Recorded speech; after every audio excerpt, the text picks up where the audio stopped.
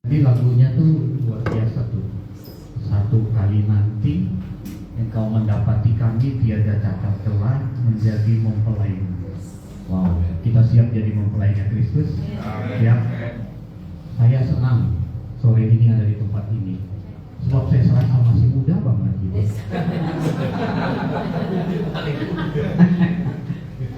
Yang kedua saya senang, saya nggak usah noleh-noleh ke belakang. Ada cermin. Saya tinggal lihat aja udah kelihatan.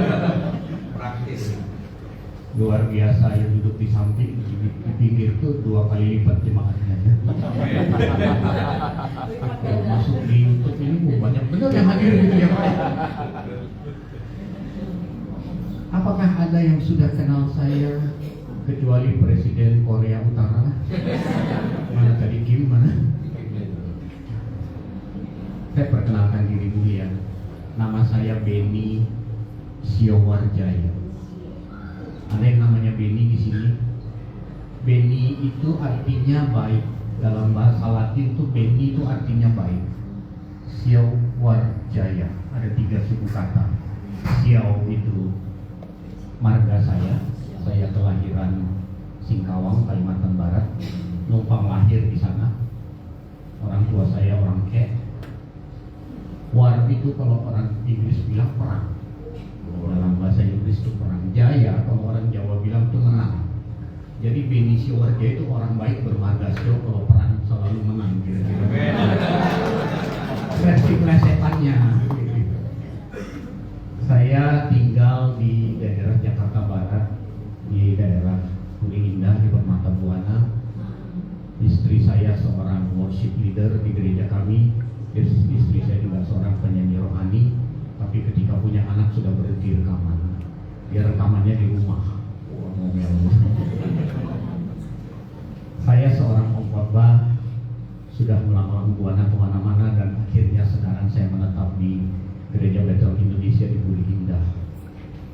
Baru 2 tahunan di sana. Satu kali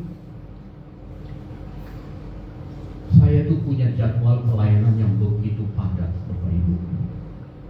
Saya ingat sebelum COVID itu sebulan bisa 3 kali keluar kota pelayanan. Nanti ke Kalimantan, nanti ke Manado, nanti ke Surabaya, nanti ke Jogja, ke Malang. Pelayanan. Betapa bangganya saya waktu itu. Sebab Tuhan pakai saya luar biasa, padahal saya yang mengklaim diri saya dipakai Tuhan waktu itu. Nah, dalam perjalanan saya ke Manado, kan Jakarta Manado tuh cukup panjang ya perjalanannya, 3 jam kurang 5 menit. Saya mempersiapkan khotbah seperti biasa di pesawat, keluarin iPad, baca-baca ayat. Saya tuh merenung, kenapa saya jadi sibuk begini ya gitu. Kesana kemari pelayanan.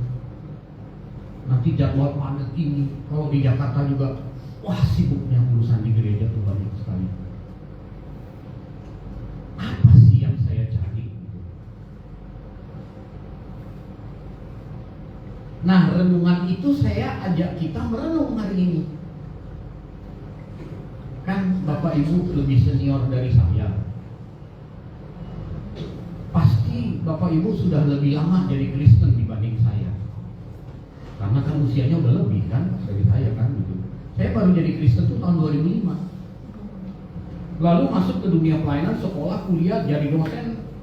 Wah, pelayanan begitu banyak. Saya merenung di pesawat. Apa yang bikin saya begini lalu? Tuhan senang gak sih?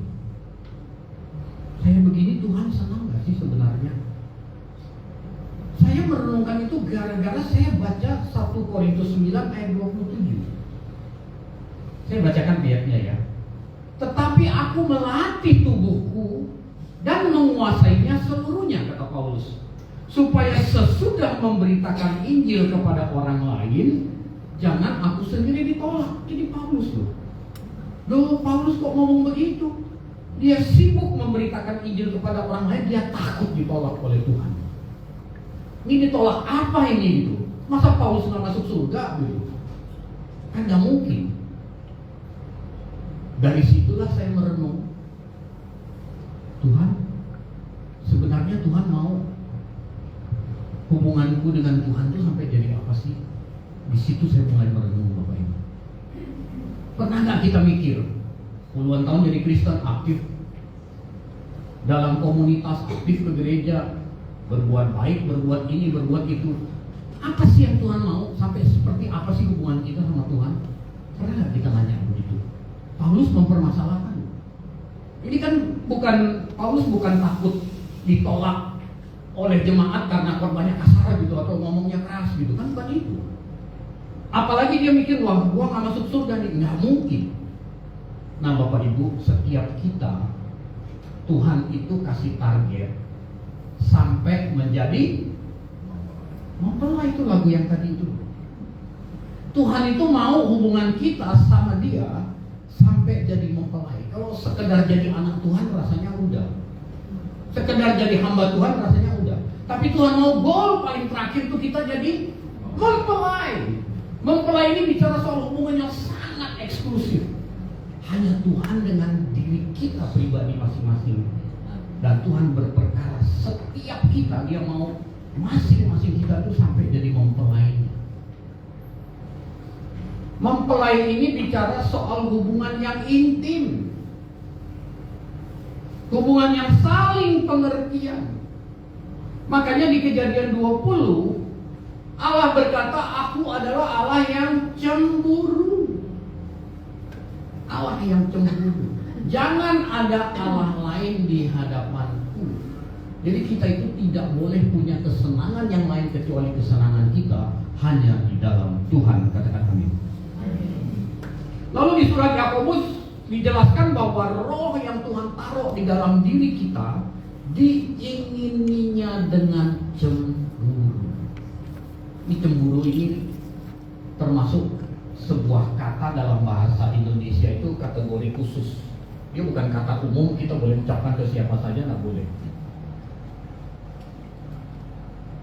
Saya kalau lihat tetangga saya, istri tetangga saya bermesraan dengan orang lain, saya tidak berhak cemburu.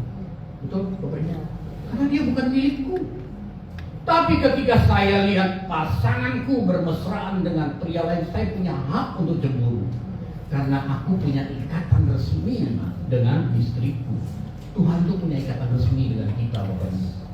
Makanya Dia berhak mencemburui kita ketika kita punya kesenangan lain, ketika kita punya Allah lain dalam diri kita. Allah lain itu apa sih? Hobi berlebihan, perhatian kita kepada objek lain secara berlebihan. Kalau penyembahan berhala udah jangan ditanya, itu mah kita udah nggak di situ. Dulu sebelum bertobat saya seorang perokok berat. Saya dengar-dengar itunya betul ya. Saya termasuk salah satu yang pernah hisap. Oh, produknya Iya, sehari bisa 2 bungkus. Waktu saya jadi Kristen, apakah saya otomatis berhenti? Enggak. Satu hari saya datang ke sebuah gereja, saya ambil warta jemaatnya, lalu saya baca di situ ada renungan. Allah lain itu adalah segala kesenangan kita yang mengganggu hubungan kita dengan Tuhan, yang kita anggap menjadi hal utama. Terus saya cek diri saya, kenapa saya kalau ke toilet harus merokok? Kenapa saya kalau habis makan harus merokok? Kenapa kalau malam hari rokok habis busar saya harus beli dulu supaya ada stok di rumah gitu?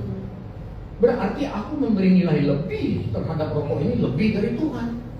Itu Allah lain, Bapak Ibu. Sejak saat itu saya berhenti sampai hari ini. Saya tidak pernah merokok karena aku mau benar hubunganku dengan Tuhan. Nah, Bapak Ibu, kita periksa diri kita. Kita punya kesenangan apa gitu. Ada orang yang terikat dengan tas branded. Wah, dia kalau nggak pakai tas asli itu percaya dirinya turun langsung gitu. Dia nggak percaya diri ketemu orang gitu. Tapi kalau dia pakai tas yang harga ratusan juta, wah dia sengaja jalannya begini pamer-pamer ke orang. Coba kalau tas itu dipakein ke monyet, apakah monyetnya jadi bernilai? Kan enggak kan, tetap dia monyet kan. Jadi nilai diri kita tidak diletakkan pada barang-barang dunia. Itu Allah lain. Itu Allah lain.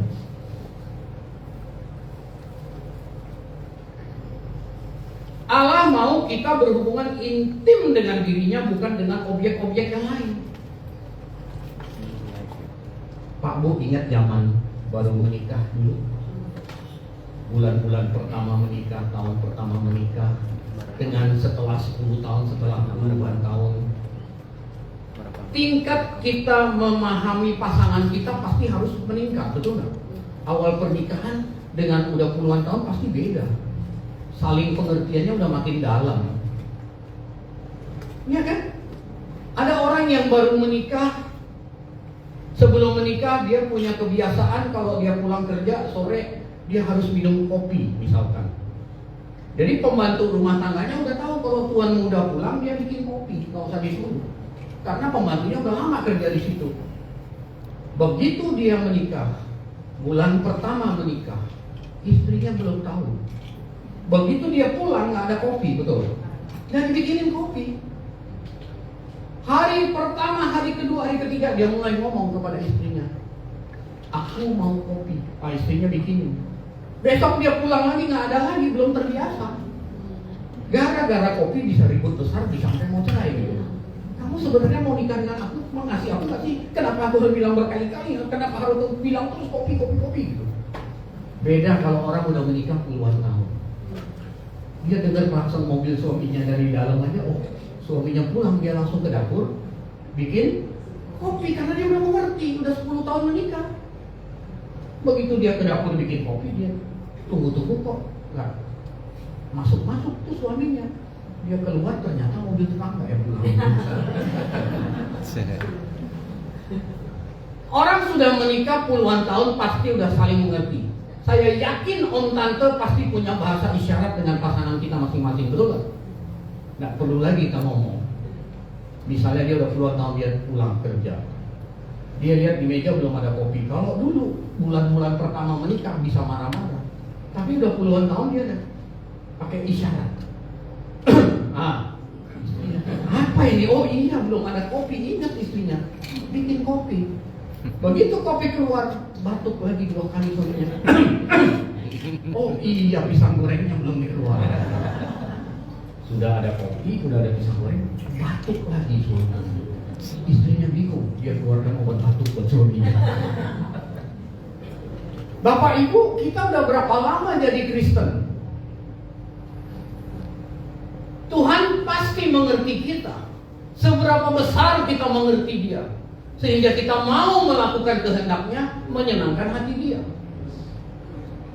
Saya tuh tanya sama Tuhan waktu dalam perjalanan di atas pesawat itu, Tuhan, apa ini benar caranya begini? Sibuk sana sini, jadwal saya padat. Nanti hari Selasa saya keluar kota, Jumat pulang, nanti Minggu pelayanan lagi. Kalau enggak nanti Sabtu saya berangkat lagi ke kota lain. Itu sebelum pandemi. Sampai saya merenung, Tuhan, seorang rasul besar yang namanya Paulus saja, dia tanya kepada Tuhan, dan dia mencurigai apakah dia nanti ditolak jadi mempelai atau tidak.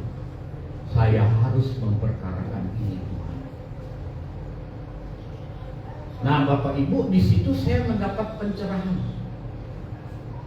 Tuhan kasih saya 2 hal yang sebenarnya kita sudah tahu, tetapi 2 hal ini bisa kita optimalkan supaya kita jadi mempelainya.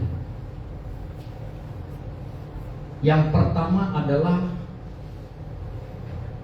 berhubungan dengan Tuhan melalui dialog. Kalau kangen pasangan gimana coba kalau lagi pisah? Apa yang diambil? Handphone kan? Hai, di mana kamu lagi ngapain? Iya kan? Kita itu harus sering-sering nelpon Tuhan, Bapak Ibu. Lewat doa. Lewat doa. Doa itu adalah dialog, percakapan 2 arah. Doa itu bukan meminta, Tapi di dalam doa ada salah satu unsurnya meminta, itu yes benar. Tapi doa itu bukan meminta saja. Kalau agama-agama lain secara umum mereka itu memandang doa itu sebagai ucapan mantra, meminta kata-kata ajaib. Kalau kita doa itu adalah untuk meningkatkan hubungan kita dengan Tuhan. Kita mau tahu kehendak Tuhan apa sih dalam hidup kita, lewat apa kalau enggak? Lewat doa. Doa Bapak Ibu.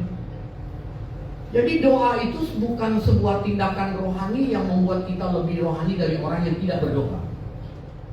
Tapi doa adalah bentuk omong-omong kita dengan Tuhan, percakapan kita dengan Tuhan. Tuhan, hari ini aku mau mulai bekerja. Apa yang harus kulakukan Tuhan? Ketika nanti aku di kantor, ketika aku berhadapan dengan masalah pelik, doa, tanya sama Tuhan. Dan di dalam doa ada waktunya kita ngomong, ada waktunya kita dengar. Ini kesalahan fatal kita itu, kalau doa kita hanya mau ngomong aja, udah selesai, ya udah amin. Baru Tuhan mau ngomong, kita udah amin. Terus fokus pikiran kita udah kemana-mana. Dalam kekristenan doa itu dialog, komunikasi, bukan hanya meminta.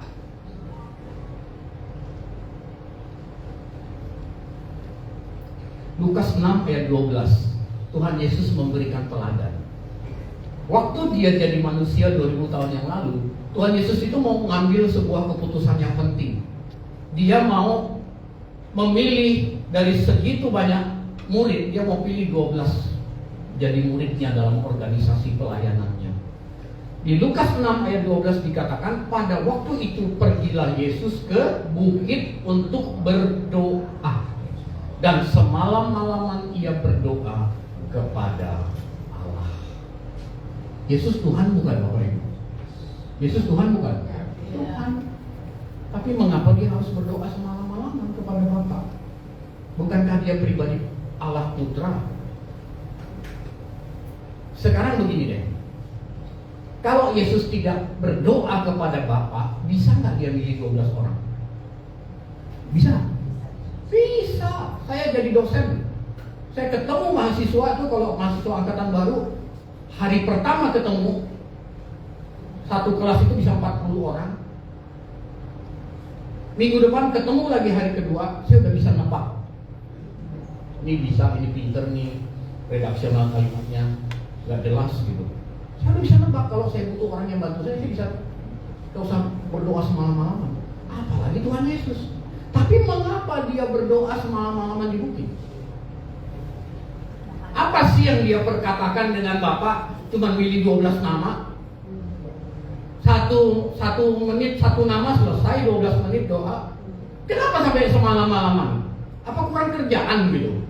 Mulai jam 12 malam doa, selesai jam 6 sore, per setengah jam Bapak keluarin satu nama buat Yesus. Masa begitu sih gitu? Nah, kita mau tanya dong, apa yang Tuhan Yesus percakapkan dengan Bapa? Hubungan Bapak Ibu, kemesraan, keintiman. Kalau soal milih nama, urus sendirilah, mungkin kira-kira Bapak ngomong begitu. Tapi mereka bicara soal rencana besar Bapak di bumi ini, apa yang Yesus harus lakukan.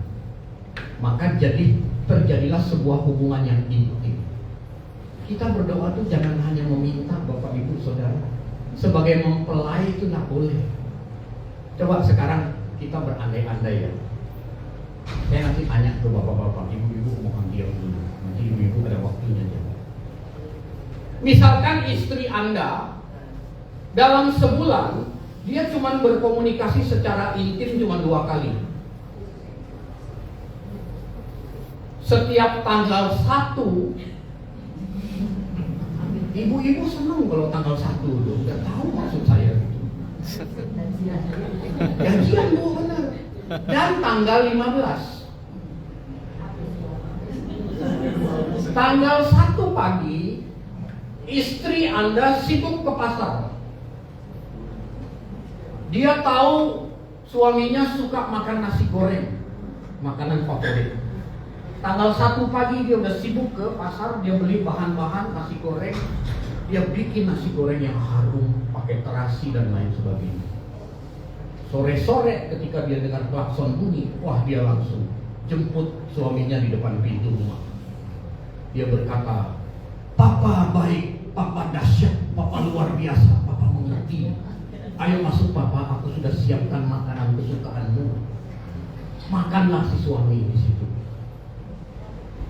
Sambil makan, istrinya berbicara secara mendalam kepada suaminya. Dia cerita tentang anaknya, dia cerita nilai anaknya di sekolah, dia cerita tentang apapun dia cerita. Pembantu rumah tangganya baru kerja 2 hari, sampai lihat, aduh, majikan gua kok mesra bener ya. Suaminya makan ditemenin, cerita panjang lebar, sampai suaminya keselak juga gak sadar istrinya. Begitu selesai makan, istrinya keluarkan daftar belanja bulanan. Aku klaim janjimu, katanya. Suaminya bilang gak usah diklaim, ini uang semua buat kamu. Kamu gak perlu klaim, ini buat keluarga kita. Udah selesai tanggal 1, tanggal 2, 3, 4, 5, 6 gak jelas istrinya kemana. Suaminya pulang gak ada istrinya. Ternyata lagi arisan tas mewah katanya. Suaminya pulang malam lapar belum makan, dia telepon istrinya, udah kamu suruh pembantu bikin mie goreng aja tuh, ada di dapur gitu. Tanggal 15 pagi, istrinya mengulangi apa yang dia lakukan di tanggal 1. Dia pergi ke pasar, dia beli bahan-bahan kesukaan suaminya, dia masak, dia tunggu suaminya pulang. Sore-sore suaminya pulang, dia jemput di depan pintu, dia berkata, "Papa baik, Papa dahsyat, Papa luar biasa, Papa mengerti. Ayo masuk Papa, aku udah siapkan makanan kesukaan." Makan. Lalu dia mulai cerita panjang lebar. Setelah selesai, istrinya keluarkan daftar belanja tengah bulan. "Aku klaim janjimu." "Gak usah diklaim," kata suaminya. "Ini buat kamu semua." Itu tanggal 15, tanggal 16, 17, suaminya punya masalah berat di kantor, stres, pingin curhat sama istrinya. Dia telepon istrinya. Begitu diangkat, "Mam, bisa ngomong?" "Ah, kebetulan Papa telepon. Ini lagi arisan, kita mau pergi, katanya mau pakai tas yang sama, ini harga tasnya sekian, tolong transfer ya sekarang ya." Padahal suaminya punya banyak masalah mau ngomong. Ini istrinya udah minta lagi gitu. Nanti ketemu tanggal 1 lagi, saya bilang, waktu itu telepon ada apa ya? Suaminya udah lupa, udah banyak masalah yang sama. "Pak, Bapak-bapak mau nggak diperlakukan begitu sama istrinya?" "Nah, ini nggak ada bapak-bapak di sini." "Mau nggak Pak diperlakukan begitu?" "Nggak mau ya Pak ya, nggak mau." Tapi kita sering memperlakukan Tuhan begitu. Kita datang ke Tuhan tuh kalau butuh, minta ini, minta itu, sakit. Bukan nggak boleh datang ke Tuhan. Justru pada saat kita lagi senang, lagi bahagia, itulah prime time kita datang ke Tuhan. Kita kan lagi segar, gak punya masalah, kita datang, "Tuhan, apa yang Tuhan mau terjadi dalam hidupku Tuhan?" Itu baru namanya mempelai.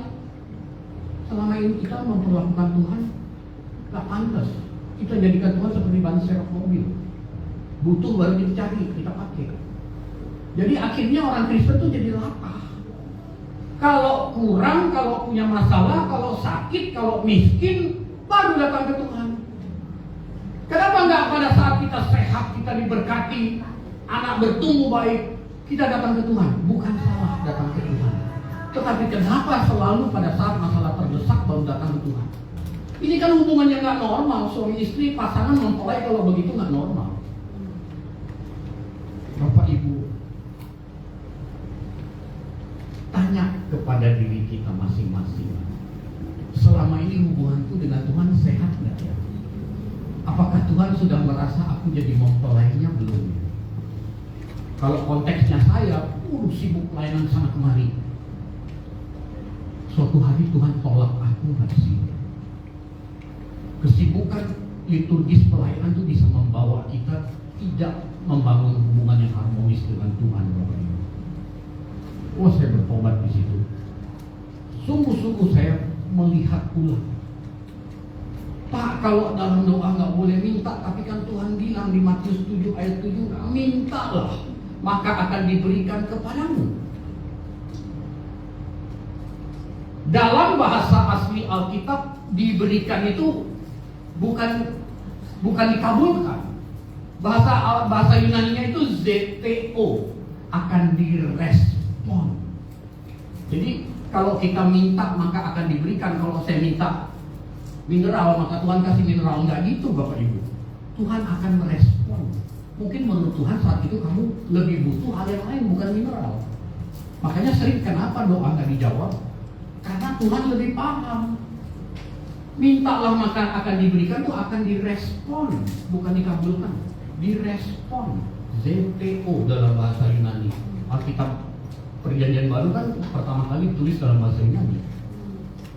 Ke bahasa Indonesia kan udah terjemahan ke berapa puluh. Mintalah maka Tuhan akan memberi respon.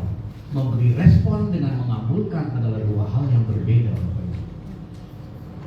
Makanya kenapa Tuhan? Aku udah berdoa, aku udah puasa sampai puasi kata orang Medan. Kok gak dikabul-kabulkan? Ya karena Tuhan merespon. Tuhan belum bukan menjawab apa yang kita mau. Lalu di Yohanes 15 ayat 7, jikalau kamu tinggal di dalam aku dan firmanku tinggal di dalam kamu, mintalah apa saja yang kamu kehendaki dan kamu akan menerimanya. Senang ya kita yang lihat ayat ini ya. Kalau kita tinggal di dalam Tuhan dan firman Tuhan tinggal di dalam kita, mintalah apa saja yang kita kehendaki, maka kita akan menerima. Kalau kita tinggal di dalam Tuhan dan firman Tuhan tinggal di dalam kita, kita mengerti nggak? Kita mengerti apa yang Dia mau kasih nggak Bapak Ibu? Jadi kata mintalah apa saja itu jangan kita masukin suka-suka kita apa aja enggak. Kalau anak masih kecil umur 3 tahun, 4 tahun, dia bisa minta apa saja ke orang tuanya karena dia belum punya pengertian keadaan orang tuanya dan apa yang orang tuanya mau kasih. Tapi kalau anak udah beranjak dewasa, dia mulai lihat orang tuanya gaji cuma 30 juta, dia minta mobil Ferrari. Nggak mungkin. Orang tuanya gaji cuma 30 juta, menghidupi keluarga, paling banter minta BMX. BMW juga nggak dapat dia. Paling banter sepeda BMX. Nah kalau kita tinggal di dalam Tuhan dan firman Tuhan di dalam kita, kita mulai mengerti apa yang Tuhan mau kasih kita. Jadi kita nggak bisa klaim minta apa saja yang kita kehendaki terus kita dapat. Kita paham dulu apa yang Tuhan mau kasih. Baru kita tahu bahwa itulah Tuhan mau kasih, itulah yang kita minta Bapak Ibu. Seperti mempelai dunia itu loh, kayak kita dengan pasangan hidup kita. Kita butuh banyak dialog dengan dia supaya kita makin tahu apa yang dia senang, apa yang dia gak senang. Komunikasi sama Tuhan juga begitu Bapak Ibu, lewat doa. Jadi doa itu jangan sampai kita punya konsep seperti agama-agama pada umumnya. Agama-agama pada umumnya itu kan doa itu adalah meminta kata-kata mantra, kata-kata ajaib supaya hidup kita dimudahkan di dunia. Tapi dalam kekristenan itu kita mau semakin intim dengan Tuhan. Itu yang pertama lewat doa. Jadi kita bisa optimalkan hubungan kita dengan Tuhan sampai jadi mempelai lewat satu ini doa. Yang kedua, berhubungan intim dengan Tuhan tidak hanya ketika kita berdoa, tapi berhubungan intim dengan Tuhan terlebih harus lewat setiap peristiwa hidup yang kita alami. Katakan amin. Setiap peristiwa hidup yang kita alami itu bisa bikin kita makin intim dengan Tuhan. Peristiwa hidup ini lebih berkualitas. Saya bukan bilang doa tidak berkualitas, tapi peristiwa hidup ini lebih berkualitas. Kita mengalami Tuhan tidak hanya lewat dialog, tapi lewat peristiwa hidup. Makanya namanya orang pacaran itu pinginnya ketemu, betul nggak? Mana ada orang pacaran lewat telepon dulu gitu. Padahal rumahnya dekat gitu, dia nggak pingin ketemu. Dia lewat telepon terus, lewat WA terus, nggak ada. Orang pacaran tuh mau ketemu, mau mengalami bersama-sama. Itu mempelai yang normal tuh begitu. Sama dengan Tuhan juga gitu, kita mau mengalami peristiwa hidup bersama Tuhan supaya kita semakin intim dengan Tuhan. Jangan sampai gini loh Bapak Ibu. Saya bukan merendahkan pendoa, bukan. Jangan sampai kita sehari doa 4 jam, tapi mulut kita jutek ke orang. Itu kalau udah ngomongin orang bisa nggak berhenti, kayak ada batu baterai mulutnya gitu. Nggak berhenti bergosip gitu. Tapi di gereja jadi pendoa syafaat gitu. Doanya lebih banyak dari orang lain. Tapi kelakuannya ke pembantu, ampun dah. Kalau udah marah ke pembantu rumah tangga tuh keluar kebun binatang dan lain sebagainya. Hanya gara-gara gelas pecah. Itu pun gelas hadiah beli sabun colek gitu. Tapi masuk ruang doa bisa berjam-jam, begitu keluar lihat rumahnya kotor dikit langsung ngomel-ngomel ke pembantu. Tidak mengalami Tuhan dalam peristiwa hidup. Apalah artinya semua itu, Bapak Ibu? Seringkali kita datang kepada Tuhan hanya dalam doa dan berurusan supaya masalah kita diperingan. Padahal lewat masalah yang kita alami, Tuhan itu mau berkarya nyata dalam hidup kita. Roma 8 ayat 28, ingat ayatnya.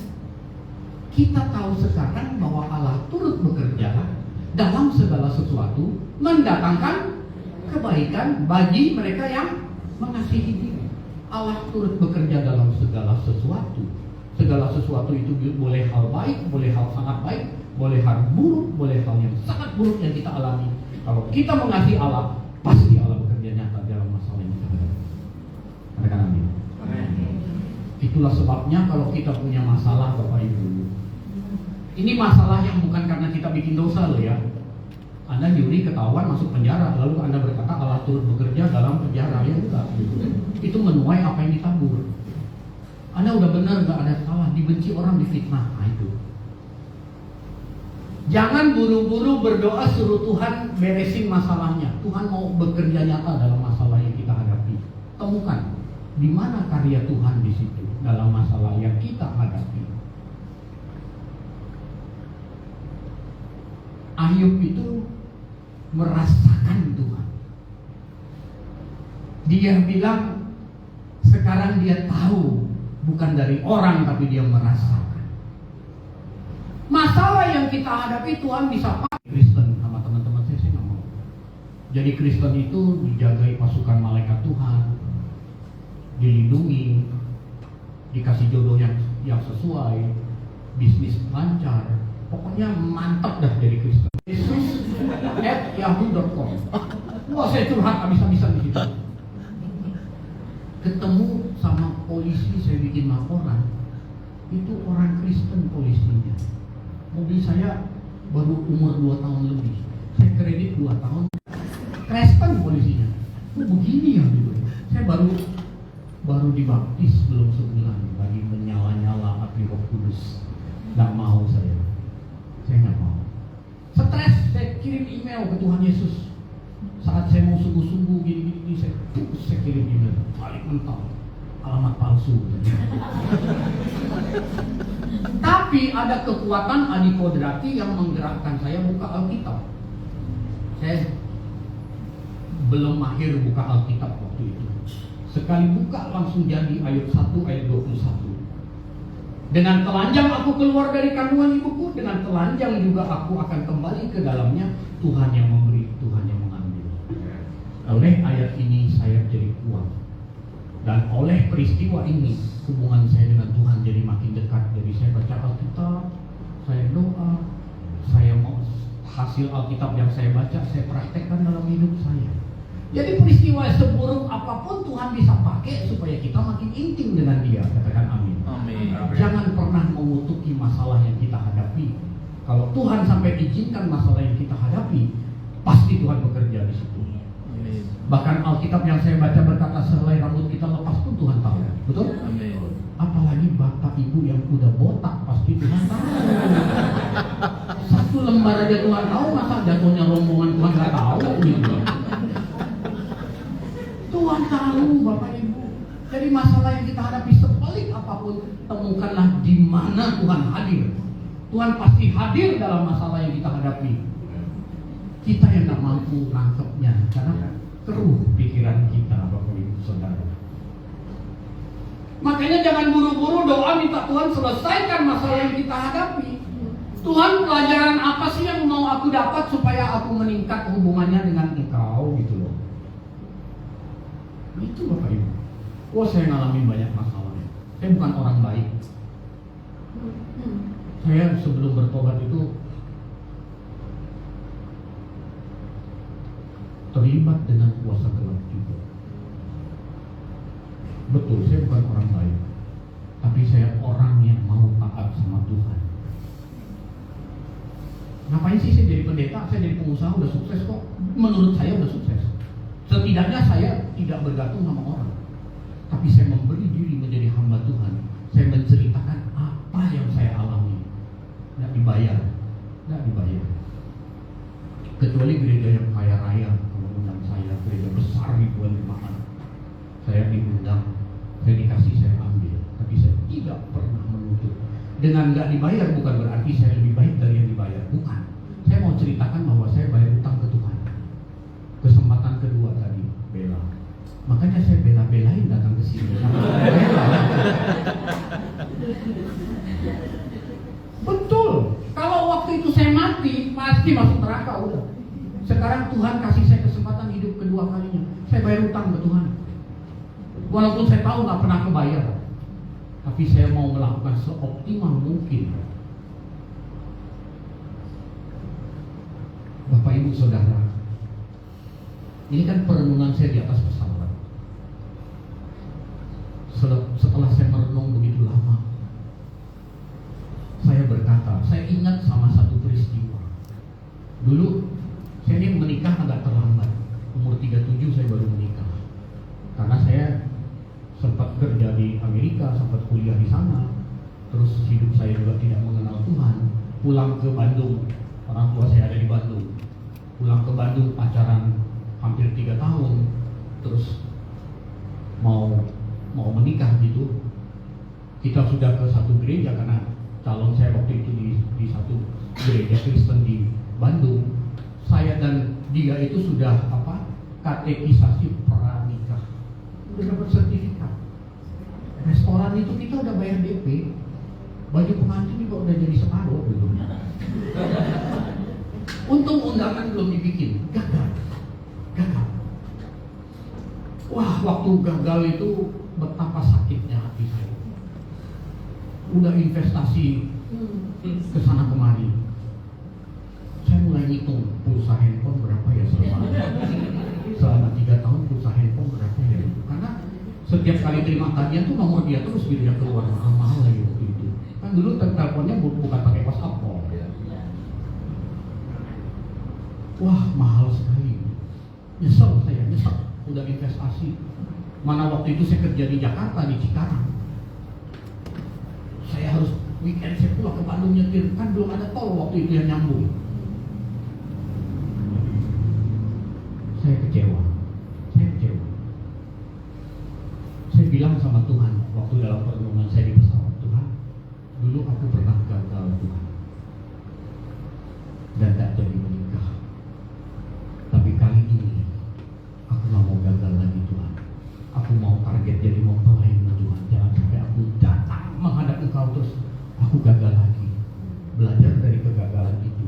Toh buktinya Tuhan kasih yang jauh lebih baik sekarang. Tapi kalau aku sudah menghadap Engkau, aku gagal jadi mempelai, udah gak ada kesempatan lagi. Jadi kita tanya sama diri kita masing-masing. Jangan sampai kita gagal jadi mempelai Tuhan. Gak apa-apa Pak, saya yang penting masuk surga jadi cleaning service saja di surga, gak apa-apa. Target kita itu memerintah bersama Kristus. Amin. Tuhan siapkan mahkota supaya kita memerintah bersama Kristus. Tuhan gak kasih kita target jadi cleaning service di surga, karena itu bukan target kita, Bapak Ibu Saudara. Nah, dalam perenungan itu saya dapat pendengaran audible, betul-betul audible. Saya dengar di dalam pesawat ada suara bilang begini, flight attendant prepare for landing. Udah mau nyampe Manado ternyata pramugari yang ngomong. Bapak Ibu Saudara, kiranya pengalaman saya ini bisa kita jadikan sebuah peringatan buat kita masing-masing. Kita lihat perjalanan hidup kekristenan kita selama ini. Apakah kita sudah layak disebut mempelai Kristus?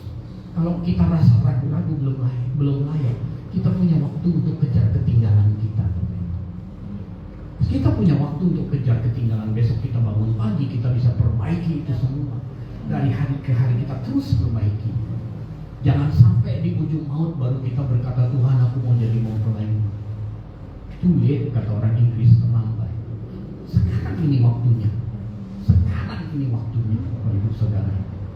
Nah, kita tanya sama diri kita masing-masing, layak nggak aku disebut mempelai Kristus ini sekarang? Jangan sampai kita didapati tidak berkenan. Hidup singkat, Bapak Ibu. Rata-rata kan di atas saya di umurnya kan, di atas 60 rata-rata. Alkitab saya bilang, Alkitab yang saya baca bilang umur manusia 70 sampai 80 tahun. Nah, kalau 70 sampai 80 tahun, kalau usia 60 berarti kan tinggal 10 tahun lagi. Rasanya masih lama kalau 10 tahun. 1 tahun itu 360 hari. 10 tahun itu 3.600 hari. Sanggup nggak kita hidup 3.600 hari ke depan? Belum tentu, Bapak Ibu. Belum tentu. Check up ke dokter udah pernah merah semua kok. Ya kan? Makanya selagi ada kesempatan, yuk kita tingkatkan hubungan kita dengan Tuhan sampai jadi mempelainya. Sampai kita betul-betul menjadi mempelai. Mempelai itu punya hubungan eksklusif, saling mengerti. Tuhan mengerti kita, kita ngerti dia nggak? Kita ngerti dia nggak? Bapak Ibu, bawa pulang kebenaran ini nanti malam sebelum tidur kita renungkan lagi. Kita minta Roh Kudus buka hati kita renungkan lagi. Lalu besok pagi kalau kita bangun pagi, kita bersyukur kepada Tuhan. Tuhan masih kasih kita kesempatan untuk kita perbaiki kekeliruan kita, supaya di sisa umur hidup kita ini kita berkenan dan dikenang oleh Tuhan. Jangan sampai kita kayak orang di luar sana loh. Kita mau cari apa sih? Berapa bulan lalu tuh saya lagi bongkar-bongkar buku kuliah saya. Buku kuliah S2 saya di Amerika berapa puluh tahun lalu masih ada. Dulu mau saya buang, sayang, saya simpen berapa puluh tahun buka masih buku yang sama. Saya pikir nih saya 10 tahun lagi mau mati nih, kenapa saya simpen nih buku kayak gini? Barang-barang dunia itu tidak bisa menyelamatkan kita. Jangan kejar hal-hal yang fana, tapi kejarlah hal-hal yang tidak kelihatan itu. Toh kita pulang nggak bawa apa-apa, betul nggak? Kita nggak bawa apa-apa. Capek-capek kerja, ngirit, hidup ngirit, tiba-tiba mati. Siapa yang senang? Orang lain yang mati. Ya kan? Wah, kita kerja, kita ngirit, bukan nggak punya. Dia ada tipikal orang yang ngirit gitu. Dia untuk dirinya dia nggak mau gitu, dia ngirit, tapi mati, udah nggak bisa nikmati.